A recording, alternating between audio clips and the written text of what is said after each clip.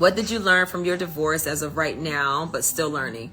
That's a great question. I learned many things from my divorce, mainly that when you get into a relationship and you haven't really dealt with your own like inner like childhood traumas, or if you never really gotten to know yourself, you end up attracting like the unhealed version of yourself.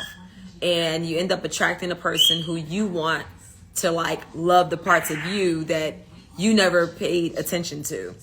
And a lot of times, some people can grow through that, you know, if they're on the same page.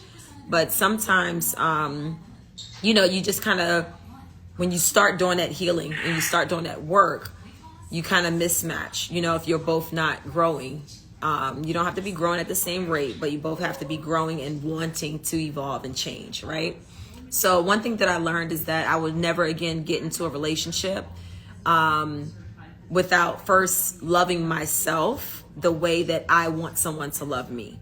I have to do that for me first. So a lot of times we get into a relationship and we expect the other person to love the parts of us that we struggle with, you know? And then that can turn into control, that can turn into just like expectations that aren't being met.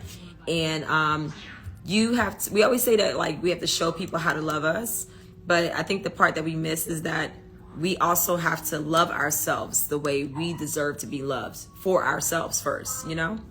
And I didn't do that. Very young, I didn't do that. You know, I didn't even know that that was a thing until I started doing some healing on my own. And sometimes you end up growing apart, and that's pretty much been the case for me. So I look forward to being in a beautiful relationship one day with someone that knows how to love me properly, because now I know how to love myself properly, and I know that's what I will attract, you know?